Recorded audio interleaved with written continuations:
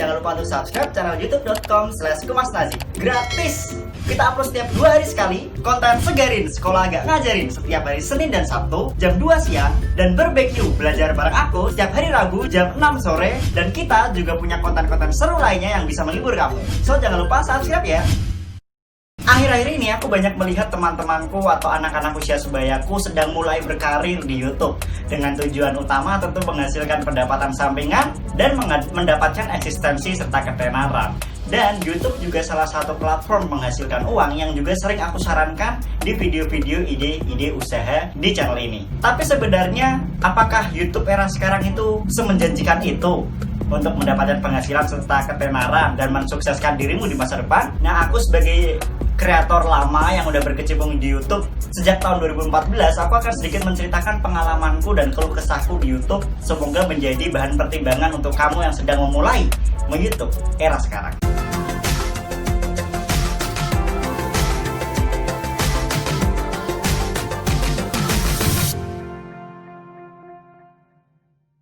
Nah teman-teman, aku memulai YouTubeku channel ini itu sejak tahun 2014, tepatnya di bulan November, dan itu adalah ulang tahunku yang ke-13. Itu aku masih kecil sekali dan aku pure main YouTube, bermain di YouTube dan membuat video di YouTube. Tidak ada tujuan untuk mendapatkan uang, karena saat itu belum ada Google AdSense, saat itu belum ada monetisasi. Jadi aku berkarya untuk kepuasan batinku di YouTube, karena waktu itu aku memang suka membuat video ataupun videografi. Dan zaman dahulu, zaman tahun 2014 itu, mencari viewer itu sangat-sangat mudah. Bahkan aku membuat video yang editannya jelek pun penontonnya ratusan ribu, bahkan hingga setengah juta. Dan uploadku pun mungkin hanya 1 bulan cuma sekali, tapi penontonnya wah mudah banget dan bahkan banyak banget waktu itu. Nah berjalannya waktu, aku merasa capek ya, namanya mungkin anak SMP masih kecil juga ya, bikin video 1 bulan sekali, 1 bulan 2 kali, lama-lama juga bosen. Dan akhirnya di tahun 2016 aku berhenti, stop, tidak main YouTube lagi, dan menghapus berbagai macam video-videoku karena komentar netizen yang wow sakit sekali. Dan channel ini waktu tahun 2016 itu sudah mendapatkan sekitar 1.600 subscriber, dan itu masih sangat kecil. Memang waktu itu aku tidak berniat untuk mendapatkan banyak subscriber atau apa, aku murni untuk berkarya, membuat video-video sinematografi dan tutorial menyetir mobil. Nah, berhenti di tahun 2016. Di tahun 2019 aku melihat ternyata YouTube hebat sekali. Sekarang sudah bisa dimonetisasi. Walaupun sebenarnya di tahun 2016 pun aku sudah mendaftar monetisasi itu, dan ternyata channelku di ACC untuk mendapatkan monetisasi atau menghasilkan uang dari YouTube. Jadi videoku beberapa yang tidak aku hapus itu menghasilkan uang. Nah, di tahun 2016 aku berhenti, kemudian tahun 2017 tidak pernah membuat video, 2018 tidak pernah, hingga tahun 2019, tepatnya pada bulan Oktober yang lalu, aku kembali memulai YouTube ini dengan konsep yang menjurus dalam suatu bidang, yaitu bisnis dan entrepreneurship.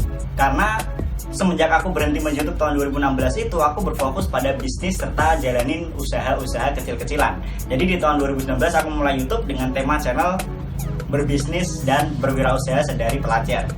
Nah ternyata aku terkaget sekali, ternyata zaman sekarang tidak semudah zaman dulu untuk mencari banyak viewer atau penonton. Zaman dahulu semuanya sangat mudah sekali. Mendapatkan penonton, komen, subscriber, like itu sangat-sangat mudah karena mungkin kreatornya sedikit dan penontonnya yang membuka YouTube banyak. Tapi sekarang justru terbalik, banyak yang membuat video dan akhirnya kita harus berbagi penonton dengan banyak kreator lainnya. Apalagi dengan algoritma YouTube yang sekarang berbeda daripada algoritma zaman dahulu. Bahkan sekarang untuk mendapatkan syarat monetisasi akun kamu itu butuh 4.000 jam. Butuh minimal 4.000 jam tayang dan 1.000 subscriber. Nah mengejar dari 0 ke angka 1.000 subscriber itu aja susah, apalagi mendapatkan 4.000 jam tayang. Jadi banyak banget teman-temanku ya menghubungi aku, mengeluh kenapa susah banget sih monetisasi, syaratnya harus begini. Teman-teman, zamanku dulu tahun 2016 ya, aku mendaftar monetisasi, itu syarat-syarat itu gak ada, syarat-syarat seperti itu gak ada. Jadi aku hanya pure mendaftar dan yang dicek hanyalah videoku copyright atau enggak. Nah itu aja kan mudah. Jadi memang kalau start saat ini lebih sulit dan bisa dikatakan terlambat bagi kamu-kamu yang tidak datang dari kalangan orang yang terkenal atau tidak memiliki basis followers yang banyak. Jadi tentu aku cukup terkaget karena aku membuat video penontonnya hanya cuma ratusan, bahkan cuma puluhan. Ya mentok paling banyak juga ribuan. Tapi beberapa videoku ada yang sampai 70.000, 60.000 sekarang sudah ada. Tapi jujurlah teman-teman, sekarang sangat-sangat sulit untuk mencari viewer, tidak seperti zaman dulu, dan aku sendiri kaget. Tapi kembali lagi, kenapa aku tetap konsisten? Karena aku fokusnya adalah untuk berkaryanya, bukan untuk mencari uangnya. Urusan uang mah nomor 2, yang penting aku puas dulu dalam batin membuat video sehingga bermanfaat untuk banyak orang dan sharing kepada banyak orang. Nah itu menjadi kepuasan tersendiri sehingga aku mengakhiri hariku malam itu tidur itu nyenyak sekali karena aku sudah bisa bermanfaat untuk kamu-kamu semua yang menonton video di channel aku ini. Nah, tapi beda kalau kamu zaman sekarang memulai YouTube dengan tujuan untuk mendapatkan penghasilan, untuk mendapatkan banyak uang, untuk mendapatkan ketenaran, kamu akan sulit untuk konsisten di sana karena struggle-nya banyak sekali. Apalagi sekarang banyak sekali artis yang pindah ke YouTube dan memiliki basis follower yang sudah sangat besar. Nah, algoritma YouTube akan mendukung penuh orang yang mendapatkan akselerasi tinggi dalam hal viewer, subscriber, dan likes, dan lain sebagainya. Jadi, lebih dimenangkan lah ya secara algoritma. Nah, kamu sendiri yang tidak punya basis follower, kamu tidak banyak orang mengenal kamu, tentu akan sangat sulit untuk memulai YouTube di era sekarang. Tidak seperti zaman dulu ya, ingat ya. Nah, lebih baik aku sarankan kepada teman-teman kalau memulai YouTube di zaman sekarang, fokuslah untuk berkaryanya aja. Kalau kamu fokus untuk nyari uangnya, itu akan sangat membuat kamu stres, bahkan kamu pusing sendiri, dan akhir-akhirnya malah justru menghalalkan segala cara. Dan itu tentu bukan cara yang baik. Lebih baiknya aku sarankan untuk kamu yang memang tidak memiliki basis follower yang besar, nggak seperti artis ya, mohon maaf ya, untuk tidak bergantung dengan YouTube ini. Jadi kamu carilah pekerjaan yang tetap, atau kejarlah cita-cita yang besar, mau jadi pilot, atau mau jadi masinis, atau mau jadi pengusaha. Tapi jadikanlah platform YouTube ini sebagai sosial media untuk kamu sharing tentang pekerjaanmu. Jadi bukan menjadi sebuah pendapatan utama, tapi jadikanlah YouTube sebagai pendapatan sampingan aja. Nah, kamu membuat video di YouTube untuk berbagi, untuk sharing, untuk berkarya.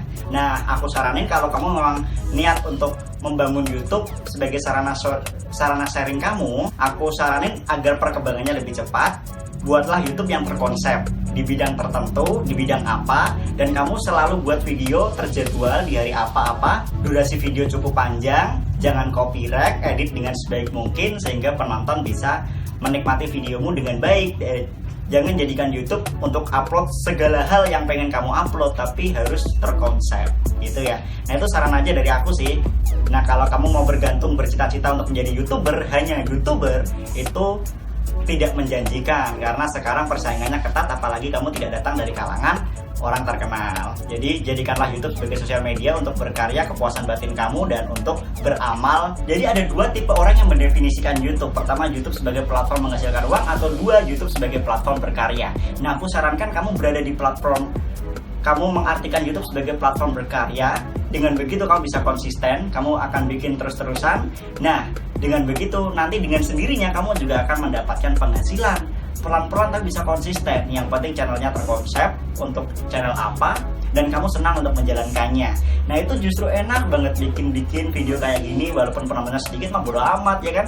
Tapi yang penting kamu bisa bermanfaat bagi sedikit orang terlebih dahulu, nanti juga pasti bisa melebar dan semakin banyak. Jadi teman-teman, jangan patah semangat walaupun kita ketinggalan kalau harus start sekarang, tapi kita tetap bisa.